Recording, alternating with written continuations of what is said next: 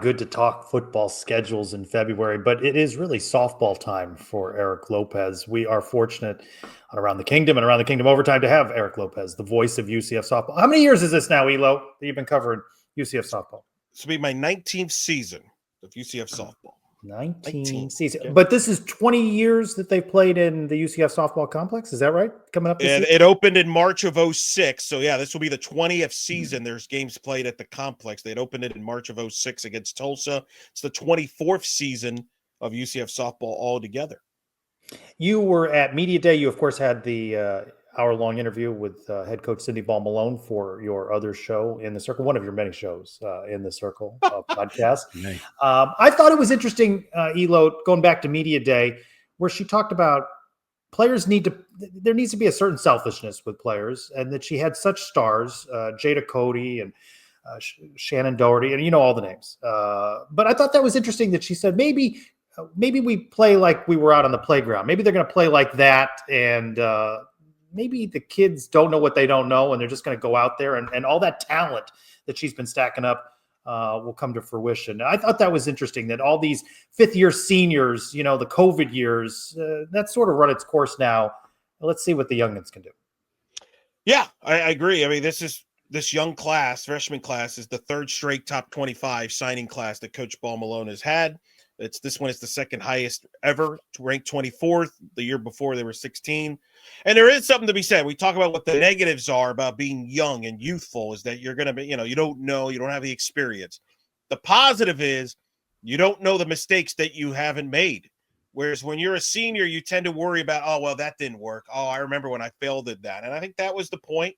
And I think if there were some of the seniors, sometimes this ain't football or basketball where you're thinking about playing at the next level.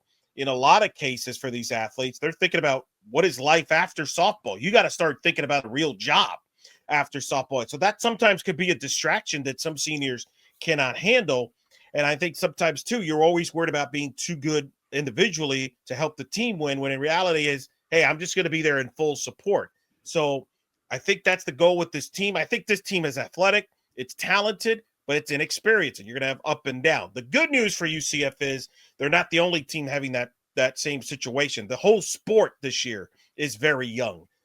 There has been massive departures due to the fact of the COVID seniors and the regular seniors graduating. So UCF's not alone. In fact, Georgia, which is the marquee game on opening night, they could be starting up to 5 freshmen in their starting lineup opening day, according to Georgia head coach Tony Baldwin, who I talked to earlier this week on a conference call. So everybody's young.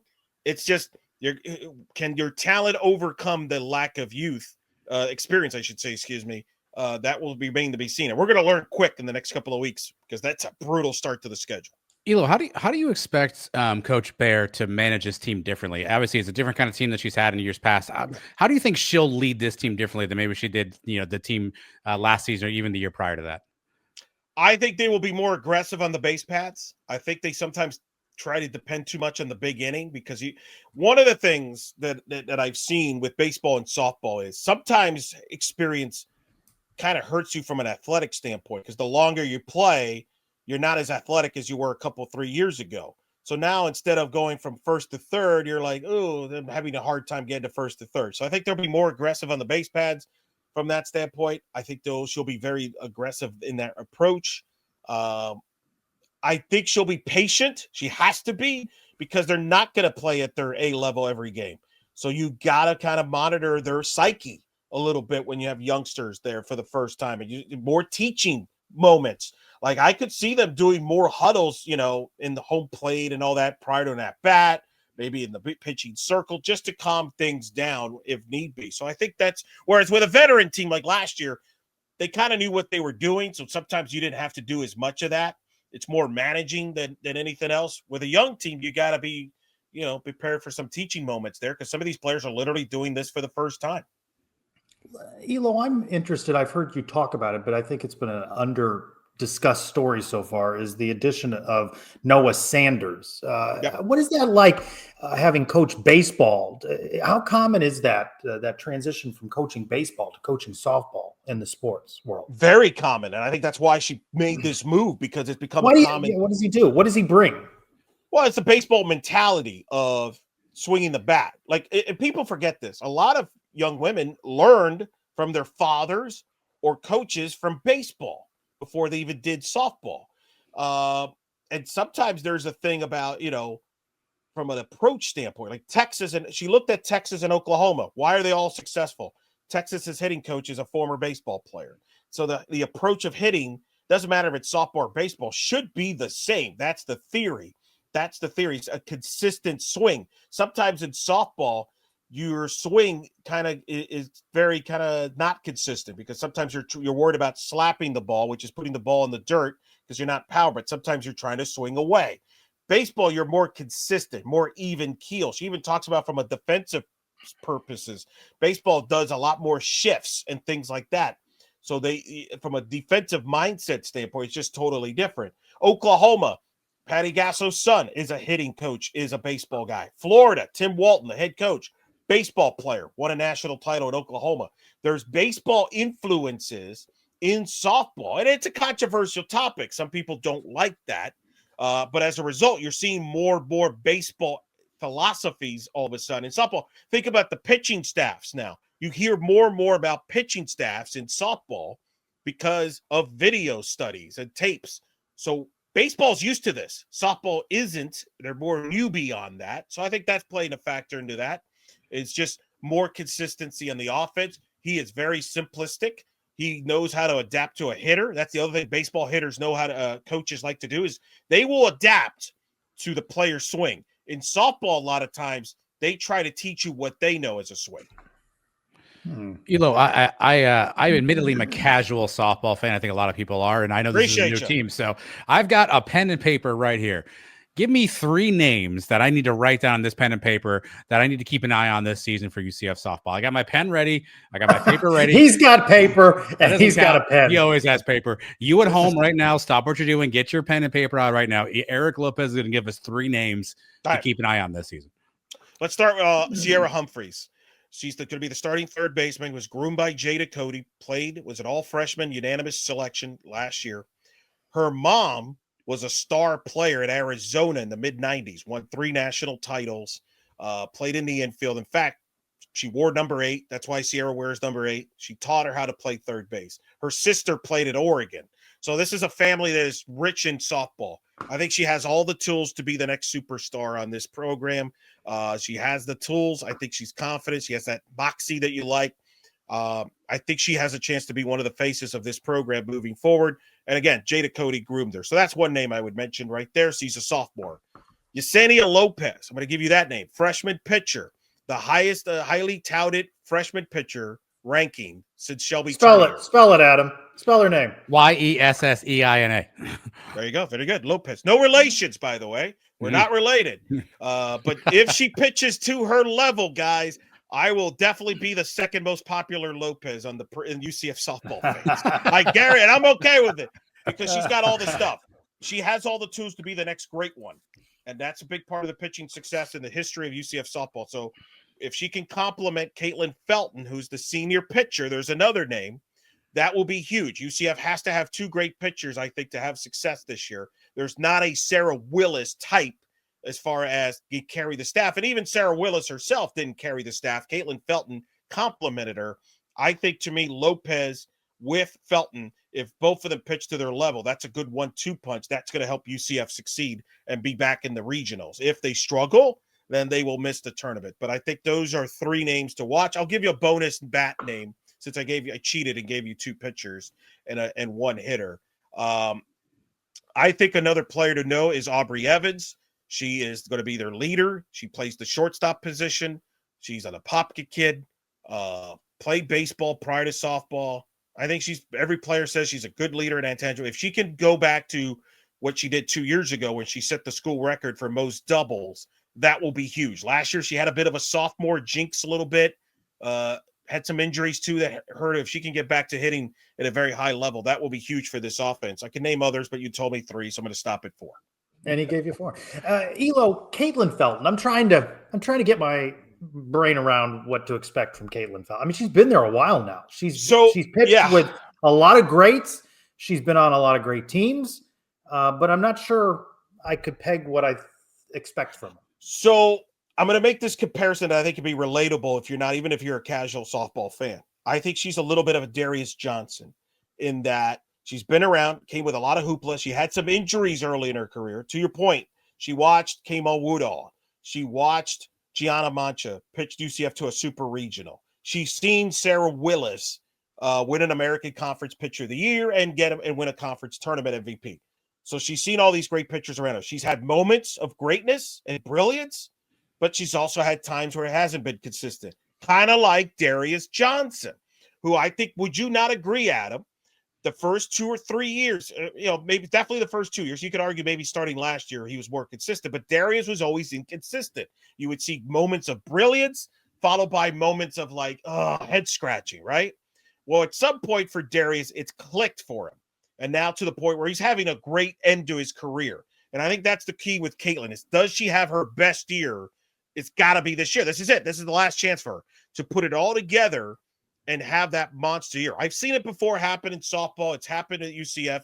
It happened with Kamo Woodall. Tracy, remember, she was a transfer in her grad senior year. She had the best year of her career with UCF, and that helped them get to the super regionals. So it's happened before. It's just putting it all together and talking to her. She's very confident. She likes her teammates. It's just now, does it all come together? And I think even Coach Ball-Malone has mentioned it. Just get that out of her. You hope that's it. If she does, I think UCF will have a great year with her and Lopez as a 1-2 punch. I think they'll have a really successful year. If there's some inconsistencies there, then, there's going to be some hiccups throughout the year. If there's one team or one series that I need to go see at the Plex this year, which series, which team do I need to go see? Where do I need to get my tickets? Left Field Lounge. I'll hang out with all Eric Lopez's friends out there. What game do I need to see? Well, definitely go to the lounge. Season tickets are sold out. So I will tell you that. It's probably too late for you to come out. Well, you're going to be live during the Georgia game, so I'm not going to recommend go to the Georgia game. It's opening night. So what I will do, though, is I will tell you there's the Florida midweek game. That's going to be a monster game. Florida is my pick to win the national title this year. I think they're the best team going into this year. And they come here. If UCF plays them at a home and home, that's going to be packed. March 26th. All right, March 26th. All right, atmosphere. Circling. So if you're more of a midweek person, that would be the game to go. By the way, both Florida teams come to play baseball, softball, so you can make that kind of fun. Weekend, now this is a little tricky because it's on a holiday, but Easter weekend, UCF hosts Oklahoma State. Oklahoma State's the preseason favorite in the Big 12. I think they're a World Series contender. They're a national title contender. They're going to probably be a top 5 team all year. Kenny Gajewski does a great job there. Interesting note, one of UCF's new assistants, Stacy Pestrak, comes from Oklahoma State. She was on that staff for over a decade. Now she's back in the home state with UCF. So there's a storyline there. Depending on, by the time this episode comes out, we might know that one of those UCF Oklahoma State games might get picked up by ESPN Linear on the Linear channel, which is not good for me, but good for everybody else. I lose the game, but it'll be fun. So that could be a national game to go along with the national games they have in Clearwater, where they'll play Florida State, for example, on Sunday night on ESPN. So as far as the home games, if just to limit it, I would pick those games. If you're nostalgic and an historian, UCF will honor the 05 and the 15 team during the Iowa State series. So that would be the home dates that I would highlight. All right, Elo, we'll wrap up with a couple of questions here. Buying or selling on Texas Tech to win the Big 12? Ooh, I will sell on that because I like Oklahoma State, but I think Texas Tech will be very good. They'll be a top 10, top 15 good. UCF projected 7th in the Big 12. Buying or selling NCAA tournament appearance for this younger new look Knights? Buying. I just came out with my preseason bracketology on d1softball.com. Make sure you check that out, folks. Many hats I wear. I have UCF in. I've got them in that 56 to 60 range. I think if they get enough wins in the conference, I'm going to trust Coach Bear and the pitching staff that they'll figure it out. I think they'll get timely hitting. I think they get in. It's funny, Trace. Last year, some people considered a 31-25 season disappointing. I think a 31-25 record this year would be a success with this young group. And you said earlier, Gators is who you have. What would be your dream matchup there? Gators against? Texas. That's my pick. Florida over Texas. Texas got everybody great. back from last A year. lot of SEC softball. Is that what you're saying? Get used to it. Unfortunately, the SEC is probably going to dominate in softball like they're doing in men's basketball and has done in college baseball. We'll probably have the same exact conversation. Why But is the that? Big 12 is number 2, Elo, considered Yes. the second strongest Yes. in softball, They even do. with departures of Texas and Oklahoma. They do, because they add Arizona, who I like to make the World Series this year. I think they're loaded. Arizona State and Utah as well. So I think it's a deeper league. Texas Tech is much better, as you mentioned, highlighted by Nyjah Kennedy, $1 million NIL purse. Going to be a two-way player this year. Is that the most ever known for softball? For softball, absolutely, by far, not even close. And it's made a big difference. Texas Tech has sold out every ticket to their home games. They're adding outfield seats, so it's been a big boost in Lubbock. She'll be in Clearwater this weekend. Their big tickets sold there. So Big 12 is strong. It's a strong league. BYU is very good. UCF's got to go there. That's the thing that's tough. They got to go back to Baylor. That's been not a good place for them overall. So, but I think they get in based on the pitching, based on some of the non-conference. I think they steal some wins there. I think they get in. What was your question, Adam? Why is the SEC dominant from a softball standpoint? What are they? What are In they doing everything. differently? Is it money? Is it strictly kind of a money game? Listen, I've been to like a handful of the softball stadiums there. It's like, imagine going to a minor league baseball park. That's where softball has over there. It's a game changer, and every game's on their linear, TV. They get a lot of exposure. They do. They have a ton of resources. They're adding Oklahoma and Texas, which Oklahoma has the most resources of any softball program in the country. Yes, that's a ton of money, and they have the best recruiting as a result. They have more money in recruiting resources. I hate to break it to you, we don't. We could use. Trace has been to the ballpark. You can tell you. UCF Mike has been to the park. Hey, new seats though, Elo. Those look Chairbacks, nice new when I was out at chairbacks. practice. So, yeah. No, the SEC has a ton of money. They have a great league there, and they also play a good schedule. So, yeah, the SEC is the league to beat once again in softball, like it is in college baseball. It's the same thing in baseball. And the SEC, to their credit, invests in every sport. The Big Ten doesn't do that. Big Ten invests in football. They'll invest in volleyball, but they're not going to invest in softball. So SEC does, to their credit, in that. And so they don't just keep the money to their back pockets. Eric Lopez is back. Softball is back. You'll catch Eric on all of the broadcast of UCF in the coming days. For Eric Lopez, Adam Eaton, I'm Trace Strunkel. Thanks, everyone, for being with us for this edition of Around the Kingdom Overtime.